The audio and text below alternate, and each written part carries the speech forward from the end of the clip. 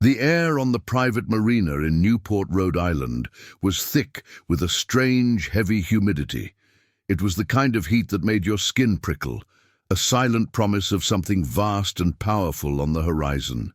Maria, a young woman from a small town in Arizona, felt it in her bones as she polished the gleaming mahogany railing of the Serenity, the 90-foot luxury yacht belonging to the immensely wealthy Henderson family. For Maria, life on the Henderson estate was a world away from the dusty, sun-bleached streets of her childhood. She had moved to the East Coast with a quiet desperation, a need to earn enough to send money home and, hopefully, put her younger brother through community college. Her days were a blur of meticulous work, polishing silver, folding designer clothes, and making sure the sprawling multi-million-dollar property was flawless. The yacht, a symbol of the Hendersons' effortless wealth, was her most challenging assignment. It was beautiful but demanding, a vessel that required constant care to maintain its pristine condition. Mr. Henderson, a man whose presence was as imposing as his fortune, was aboard today, preparing for a weekend trip to Nantucket. He was a man of few words, his expectations communicated through sharp, direct glances. His wife, Mrs. Henderson, a socialite who treated Maria with a polite but distant indifference, was preoccupied with organizing a lavish dinner party that evening. Their son, Ethan, a teenager lost in his own world of video games and social media, barely noticed Maria's existence. Suddenly, a news alert blared from the captain's radio in the wheelhouse. Maria paused her polishing, her hand freezing on the wood. The weatherman's voice was urgent, laced with a new kind of gravity. The unprecedented seismic activity detected off the coast. A powerful, fast-moving tsunami is now a certainty.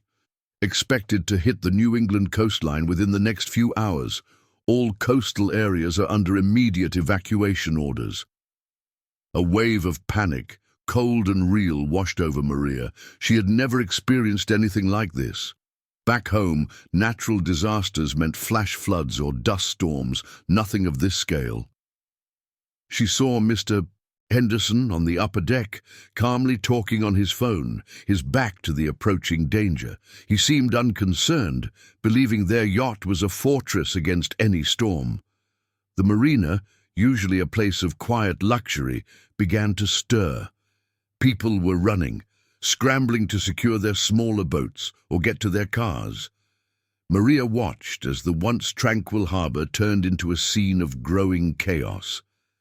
The sky, which had been a clear blue just an hour ago, was now a bruised metallic grey, and the wind began to pick up, whistling ominously through the rigging.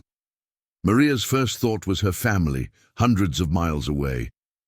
Her second was the Serenity. Mr. Henderson was still on his phone, oblivious. The captain, a grizzled old sailor named Ben, was trying to get his attention, but the Millionaire was dismissive. "It's just another storm, Ben. The boat can handle it. I'm not cancelling my plans for a little rain." But Maria knew this was different. The news report hadn't used words like storm or hurricane. It had said tsunami. She felt a lump form in her throat. The boat, for all its magnificence, was still tethered to the docks. The thought of a wall of water hitting it, ripping it from its moorings and smashing it against the pier, was terrifying. She had to do something, anything, even if it meant risking her job. This wasn't about a cleaning duty anymore. This was about survival. Maria's heart pounded against her ribs. She took a deep breath, pushing down her fear. She knew what needed to be done. Ben, the captain, was a good man, but he was struggling to convince Mr. Henderson, whose arrogance was a far greater obstacle than the rising winds. Maria marched toward the upper deck, her mind racing. She had to make him understand, not just for the yacht, but for everyone on board. "Mr. Henderson," she said, her voice clear and firm, cutting through his phone call. "Sir, you have to listen. This isn't a storm, it's a tsunami. The anchors won't hold the yacht against that kind of force. We have to take her out to deeper water." Mr. Henderson lowered his phone, his expression one of annoyed disbelief. "Maria, I appreciate your concern, but I have a seasoned captain for that. This is not your area of expertise." "Sir, with all due respect, I'm from Arizona. We have flash floods. We have emergency plans for them. The news said a tsunami. The water is going to pull everything with it. The yacht needs to be in open water to ride the wave, not fight it." Her voice trembled slightly, but her conviction was unwavering. She looked at Captain Ben, who gave her a small, grateful nod, a silent acknowledgement that she was right. Mr. Henderson's face hardened, a man unaccustomed to being contradicted by his staff. "I am not moving my boat for a false alarm. Now get back to your duties." Just then, a massive dark cloud rolled over the sun, plunging the marina into an eerie twilight. The air grew colder and the wind howled like a banshee. Small waves, not from the normal tide, but from something unseen, began to crash against the dock. The boats around them groaned and creaked under the sudden strain. Panic intensified on the docks as a nearby sailboat's mooring line snapped with a loud crack. It drifted free, its mast smashing against another vessel before it was swept out into the bay. The sight was enough to finally break through Mr. Henderson's denial. His face, once full of dismissive arrogance, was now a mask of pure terror. "Ben, get us out of here, now!" he yelled, his composure completely gone. Ben, who had been waiting for this moment, moved with swift professionalism. "Maria, you're with me. We need to untie the mooring lines. Henderson, you and Ethan, get below deck. Hold on tight." Working together, Maria and Ben rushed to the front of the yacht. The wind whipped Maria's hair around her face, and the deck was slick with spray. The lines, thick and heavy, were knotted tight from years of use and the sudden strain of the wind. Maria, remembering her childhood spent on a small fishing boat with her grandfather, instinctively knew how to work a stubborn knot. She grabbed a knife from a nearby utility box and with a powerful, desperate motion sliced through the thick rope. Ben did the same with the other line. As the lines were freed, the yacht lurched, its engines roaring to life. Ben steered them out of the harbour, navigating through the chaotic mess of other boats, some already damaged and unmanned. Maria stood beside him, her knuckles white as she gripped the railing, a silent prayer on her lips. She could see the shoreline shrinking behind them, the buildings looking small and fragile. The open water was terrifying. The swells grew in size, turning the sea from a calm surface into a vast, churning beast.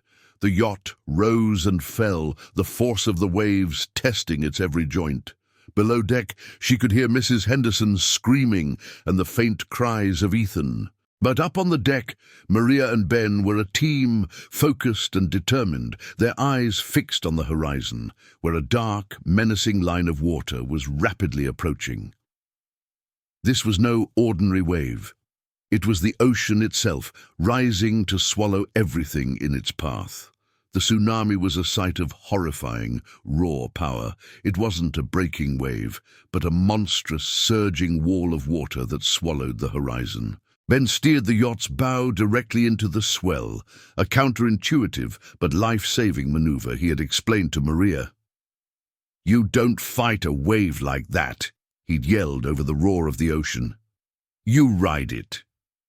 The Serenity was lifted on the enormous crest, a small toy in the hands of a furious giant. Maria held on for dear life, her body pressed against the wheelhouse. The boat pitched violently, groaning under the immense pressure. Water rained down on the deck, a deluge that seemed to last forever. Maria closed her eyes, thinking of her family, of her brother. She had never been so scared, but she had never felt so alive either.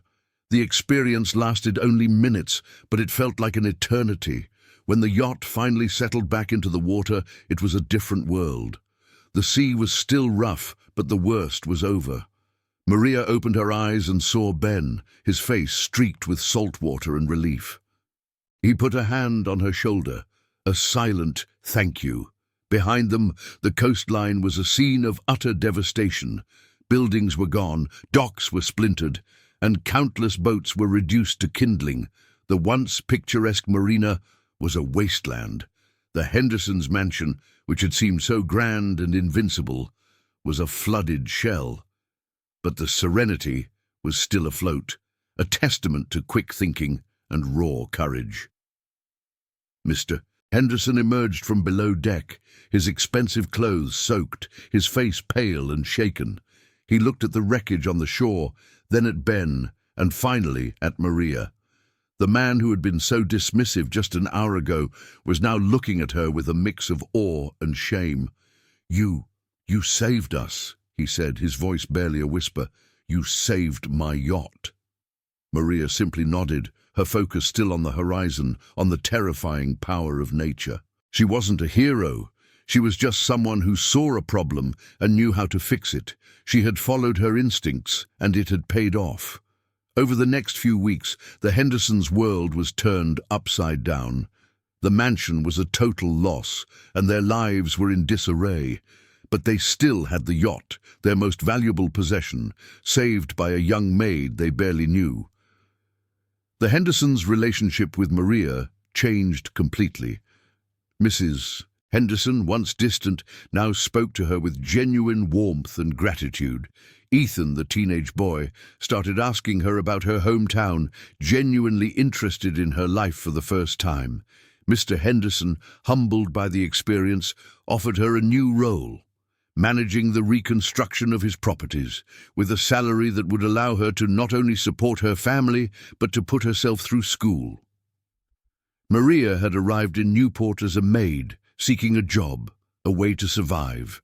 She left as an essential part of the Henderson family, a hero who had faced down a terrifying force of nature and found her own strength in the process. The yacht, once a symbol of a life she could only dream of, became a symbol of her own resilience and the incredible power of a single person's bravery.